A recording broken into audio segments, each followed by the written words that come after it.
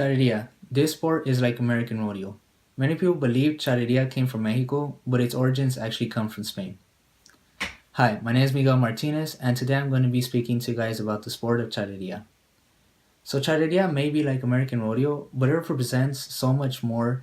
It represents the history, the tradition, and the culture of the Mexican people. From the survey conducted by our previous classmate, it showed that the majority of the people in this classroom come from a Hispanic background, meaning many of us may have an idea on how important traditions are in Hispanic families. As a child, whenever I would go to Mexico, I would mainly see horses so much because my uncle and grandpa owned one. They would notice how fascinated I was at watching them maintain the horse, that they allowed me to help them as well, and as time moved on, they even took me to some of the charreria events, which not only gave me personal experience with horses, but seeing how the charreria event took place.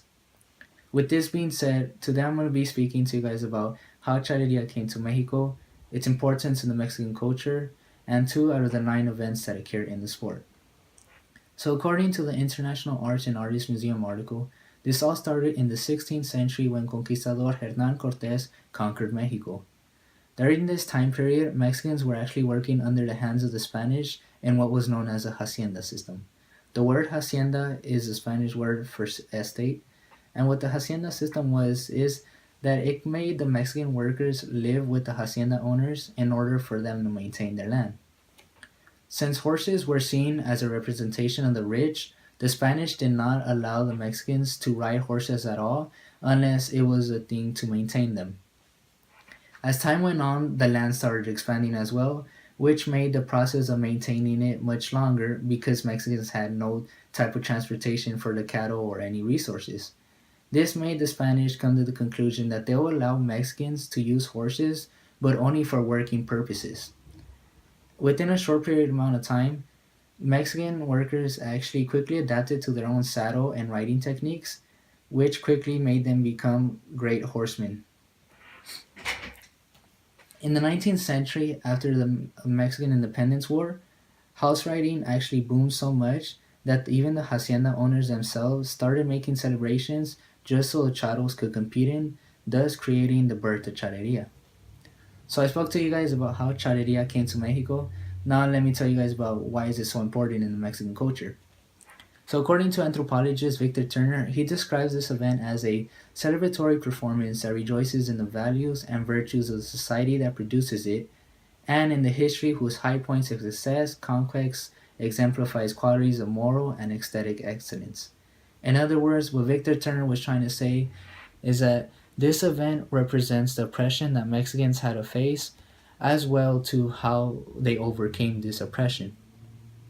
The main thing that people notice when they first see a charro or chara is the type of clothing they wear because of the colors and the type of material. This all started because when Mexicans were working under the hand of the Spanish made them work in uniforms, which was preferably leather, and making them match the same type of clothing that the Spanish wore as well.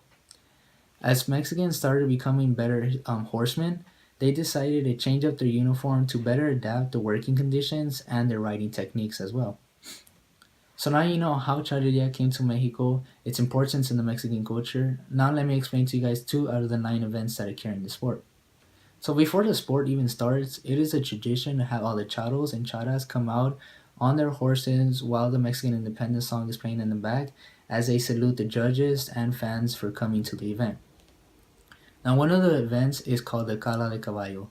This is probably known as one of the toughest events because in this event, you're supposed to show the horse's talent by having it gallop, slide stop, spin on his back legs, all while trying to make it seem like you had little effort to control the horse or no effort at all.